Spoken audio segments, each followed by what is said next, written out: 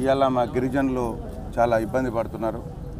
ఇవాళ లఘుచర్ల కాడ ఏదైతే నష్టపోతున్నారో, ఏదైతే దౌర్జన్యాలు చేసి బలవంతంగా పోలీసు బలగాలతోటి ఇబ్బంది పెడుతున్నారో ఎస్టీ వాళ్ళని ఇబ్బంది పెట్టకూడదు, ఆ ల్యాండ్ గిరిజనుల భూములు, లంబాడీల భూములు ఫార్మా కంపెనీకి ఇవ్వకూడదు అని చెప్పేసి పాపం ఎక్కడికక్కడ ఖండిస్తున్నారు మా గిరిజనులు.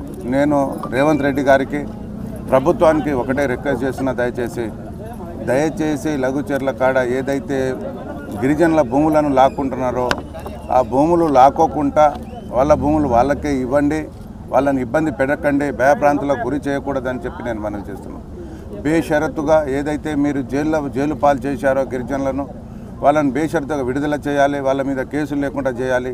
అలాగే ఫార్మా కంపెనీకి ఏదైతే మీ అల్లుడికి ఇవ్వాలని చూస్తున్నావో దయచేసి అది మానుకోవాలి. అధికార మదంతోటి నువ్వు చేస్తున్నావు. ఈ అధికార మదం ఎన్ని రోజుల్లో ఉండదు. గిరిజనులకు అక్కడ ఏమి హామీ జరిగినా, ఏ నష్టం జరిగినా మీరు వెంటనే ప్రభుత్వం స్పందించి వాళ్ళకు న్యాయం జరిగేలా చూడాలి. వాళ్ళ జోలికి వస్తే న్యాయం జరిగే వరకు యావత్తు తెలంగాణ గిరిజనులు, లంబాడీలు వాళ్ళ వెంట ఉంటారు. ఇట్లా దయాన నాయకులు మేము ఉంటాం, మా పార్టీ ఉంటుంది. భారత రాష్ట్ర సమితి బీఆర్ఎస్ వెంట ఉండి వాళ్ళని వదిలిపెట్టే సమస్య లేదు. ఇప్పటికైనా మానుకోవాలి. మేము మా ప్రభుత్వంలో మా ప్రియతమ నాయకులు కేసీఆర్ గారు తండాలను గూడాలను చేసిన ఘనత కేసీఆర్ గారిది. ఇవాళ తండాలను గూడాలను గ్రామ పంచాయతీలు చేశాం, పోడు భూముల పట్టాలు ఇచ్చాం.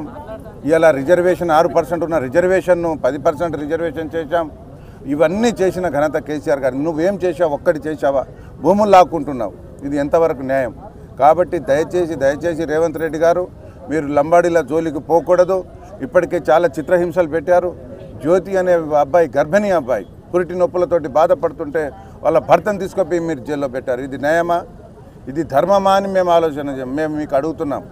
దయచేసి ఇప్పటికైనా మానుకొని వాళ్ళకు న్యాయం చేయకుంటే చాలా పరిణామాలు చాలా తీవ్రంగా ఉంటాయి. దీనికి మూల్యం చెల్లించుకుంటారని చెప్పేసి నేను మనవి చేస్తున్నాను.